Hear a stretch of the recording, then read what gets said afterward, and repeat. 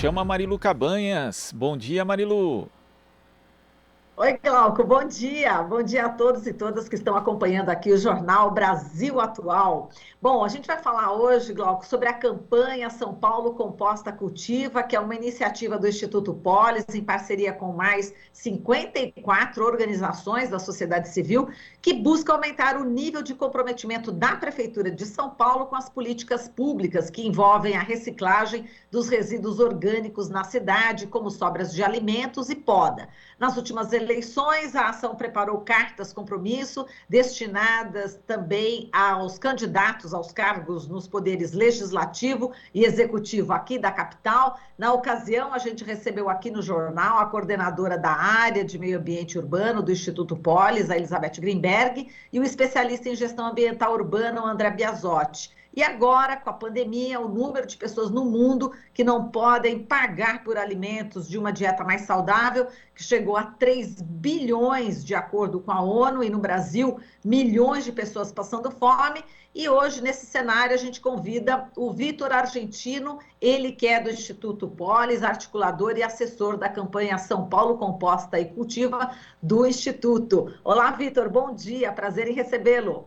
Oi, Marilu, bom dia. Prazer é todo meu de estar aqui podendo falar com vocês sobre a campanha. Muito bem, Vitor. Bom, o investimento em compostagem, que é a reciclagem aí de resíduos orgânicos, pode ser uma boa resposta, né, para melhorar o acesso da população a alimentos mais saudáveis e combater a fome. Fala um pouquinho sobre essa perspectiva e também o Composta Cultiva, essa campanha. Com certeza, o investimento na compostagem tem o total potencial de reduzir preços de alimentos e também tornar mais disponível e acessível alimentos para uma parcela muito grande da população que hoje vive na insegurança alimentar, sem acesso à alimentação adequada. Principalmente porque hoje a gente desperdiça aí quase 5.700 toneladas todo dia de lixo orgânico, né, de sobras de alimento, poda, que poderiam se transformar em composto e fortalecer principalmente a agricultura urbana e periurbana do município de São Paulo e seu entorno, garantindo tanto o acesso nas periferias a alimentos. No final, a gente está falando de áreas hoje em dia de agricultura que estão localizadas majoritariamente nas periferias de São Paulo, no extremo sul, na região leste e no extremo norte, e promover o acesso à população a alimentos potencialmente mais baratos, visto que hoje em dia todos esses agricultores enfrentam inúmeros desafios, porque são invisíveis às políticas públicas, e o principal desafio que eles têm, segundo o levantamento que foi feito pelo projeto Ligue os Pontos e está no informe urbano do município, é o acesso justamente a insumos, né? Diferente de um agricultor que está numa área super rural e tem acesso a diversos insumos, imagina vocês aqui em São Paulo indo procurar adubo para entregar de caminhão em áreas de difícil acesso, muitas vezes logístico. E a campanha São Paulo Composta e Cultiva defende que a gente tem que avançar muito nisso, a gente tem muito a fazer. São Paulo teve iniciativas boas, porém ficou muito para trás e ainda está muito atrasado, né? A gente vai falar um pouco do que faltou no programa de metas e todo esse processo, de como se a gente manter esse passo, aí a gente vai ficar mais para trás ainda. Exato. Agora, vamos falar da importância, né, do adubo orgânico. Ele diminui o custo da produção do agricultor? Isso a gente está falando aqui de São Paulo, mas, enfim, mundial, né, para o Brasil todo e para o mundo. O adubo orgânico é a saída? Principalmente o adubo orgânico de resíduo urbano, ele tem um potencial muito grande de reduzir o custo de produção. Por que isso, né? Porque hoje em dia é um resíduo que ele é desperdiçado e ele entrando no mercado, ele vai tender a competir com outros fertilizantes e ele tem um acesso muito mais fácil, principalmente para os agricultores periurbanos, porque a geração desse adubo está muito próxima do ponto de uso. Um outro ponto muito importante, assim, acho que a pandemia deixou isso claro para todo mundo, a importância da gente não depender de insumos que vêm do exterior, que são importados, que tem uma série de riscos de importação, e hoje em dia o Brasil é dependente mais de 80, 85% de todo fertilizante usado em território nacional, ele é importado. Então, imagina troca respirador por fertilizante, a gente tem a situação caótica da nossa produção de alimentos sem acesso a fertilizante. Então, o adubo orgânico ele tem esse potencial de trazer soberania na produção também de fertilizantes para o nosso país. Certo. Bom, fora que fertilizantes, enfim, esses agrotóxicos também são prejudiciais e a compostagem vai exatamente na contramão, né? Na meta de saúde, né, Vitor? Exatamente, a gente tem diversos impactos ambientais do uso desses fertilizantes sintéticos, impactos da saúde, principalmente para o trabalhador exposto à aplicação desse fertilizante, né? Aquela cena clássica de como o trabalhador está aplicando, né, na nossa comida, todo protegido.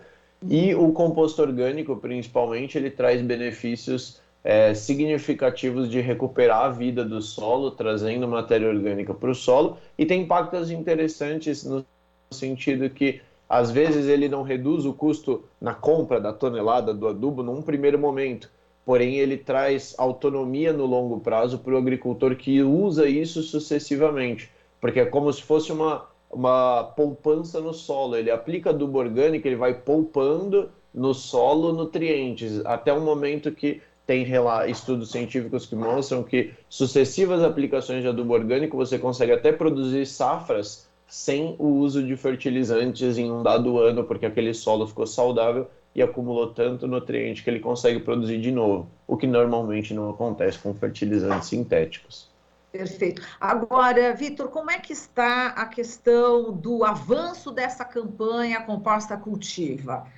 Está avançando ou não? Ou está realmente patinando? Como é que a Prefeitura de São Paulo está tratando essa campanha em relação a políticas públicas, né, que incentivem a compostagem? Sim.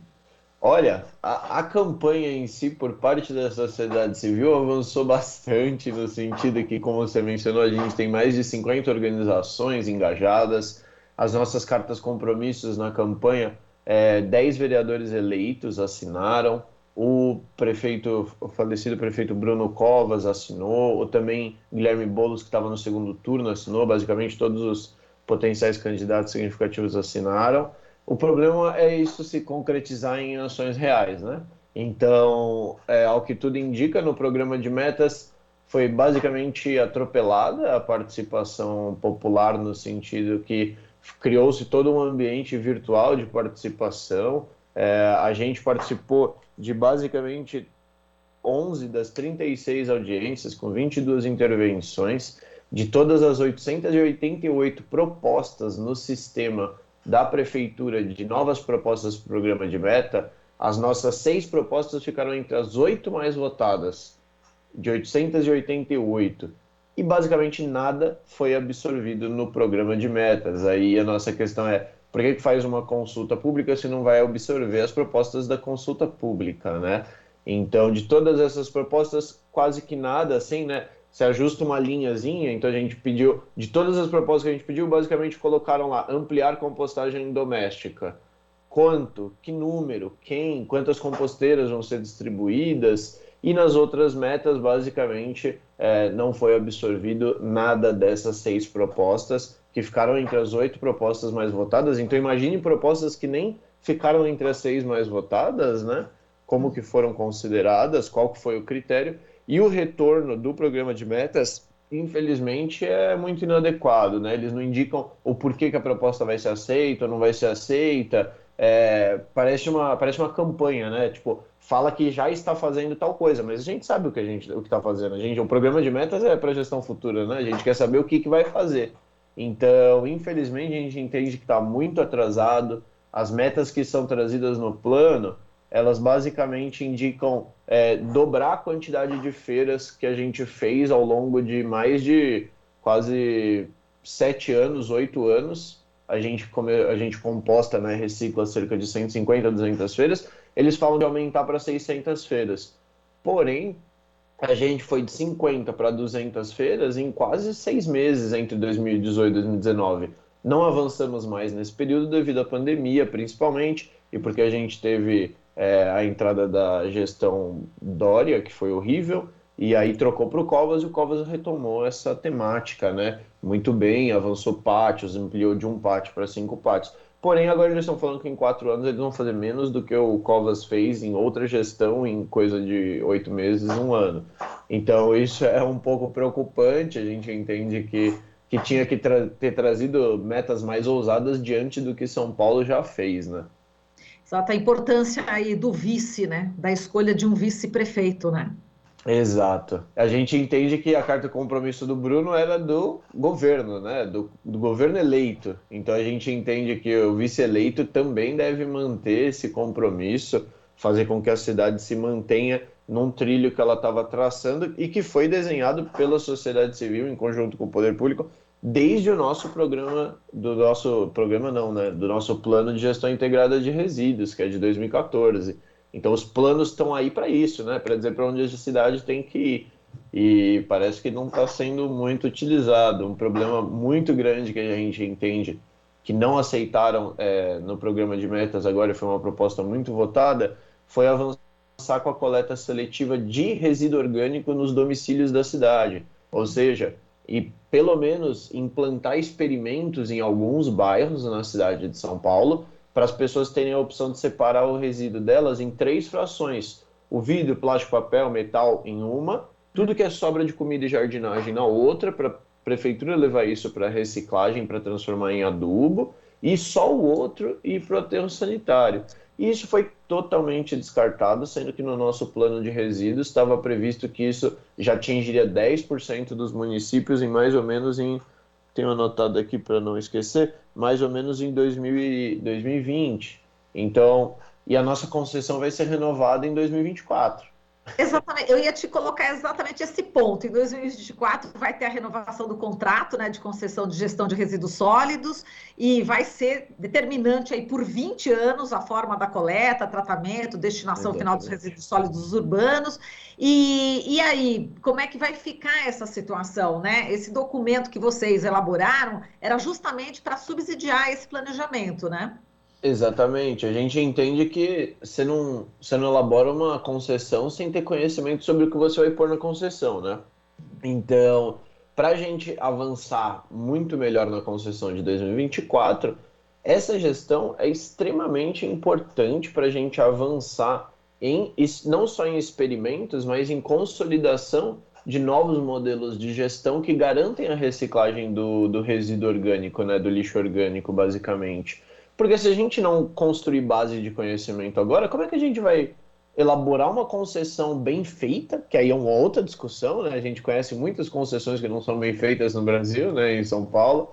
Como que a gente vai elaborar uma concessão bem feita que vai decidir de novo por mais 20 anos a cidade de São Paulo? Se a gente não fizer bem feito, a gente vai ficar mais 20 anos com taxas de reciclagem ridículas de tipo 1%, quando a gente está falando de cidades gigantescas no mundo que reciclam quase 60, 70, 80% do resíduo, sabe? E desperdiçando todo esse material importante para a economia da cidade. A gente tem estimativas que isso teria um impacto muito grande na cidade de São Paulo em termos de resultado econômico, de promover emprego. A gente está falando que compostagem gera pelo menos 3 vezes mais emprego que mandar isso para o aterro sanitário. Então, porque no aterro sanitário, imagina, isso tudo vai de caminhão, chega em maquinário, margens de lucro gigantesca, com escalas de operação gigantesca, a gente desvia isso para a compostagem, a gente gera normalmente 3 vezes mais emprego por tonelada de resíduo reciclado, e muitas vezes com custos muito próximos do aterro sanitário. Então, se a gente não tiver os experimentos propostos para essa gestão, principalmente com a coleta seletiva nos domicílios, como que a gente vai subsidiar uma concessão que funcione bem pelos próximos 20 anos, né? Exatamente, e você está falando dos catadores também, né, de materiais recicláveis, que são aí personagens históricos, né, em defesa do meio ambiente, né, isso é muito importante, quer dizer, daria mais emprego numa fase que a gente está num desemprego terrível no Brasil. Seria o mais correto, não é, esse caminho dessa compostagem, e impressionante, quando você falou ainda estamos em 1% de materiais, aí nem falando dos orgânicos, falando de papel, vidro, plástico, 1% na grande metrópole da América Latina. São Paulo é 1% ainda, Vitor? Isso. São Paulo, ele, assim, ele gira em torno, varia de ano a ano. A gente teve um aumento significativo no ano passado, de 2020, durante a pandemia, muito provavelmente porque uma massa muito grande das pessoas estavam em casa, então elas separavam mais o resíduo. A gente teve um aumento muito grande também na coleta seletiva, devido principalmente, a gente entende, tanto a separação, porque as pessoas ficaram mais em casa, mas porque aumentou muito o chamado lixo reciclável, né? Porque muita coisa de delivery, tudo empacotado com plástico e tudo mais. Mas ainda assim, São Paulo está em torno de 1 a 1,5% de reciclagem com relação a todo o resíduo da cidade, principalmente o resíduo doméstico. Isso considerando o orgânico, né? O reciclável, que a gente chama de seco, papel, metal, vidro, ele é mais ou menos 35% do resíduo doméstico na cidade. O orgânico é mais de 50% do resíduo doméstico na cidade. Então, a gente não a gente começou pelo, vamos dizer assim, pelo problema do resíduo reciclável, que é menor que o do orgânico. Nem nele a gente avançou e o orgânico a gente não fez nada, né? Sendo que o orgânico ele é o principal responsável pelas famosas emissões de gases de efeito estufa na gestão de resíduos, né? Quando ele vai para o aterro, ele tem essa emissão, e em São Paulo a gente está falando de quase que entre 8% e 9% de toda a emissão de gás de efeito estufa da cidade é oriunda do lixo orgânico em aterro. Por isso que é importante saber em quem vota, né? É exatamente pessoas que são comprometidas, candidatos e candidatas comprometidos com o meio ambiente. É muito importante na hora do voto saber o histórico da pessoa em relação a esse posicionamento, não é isso, Vitor?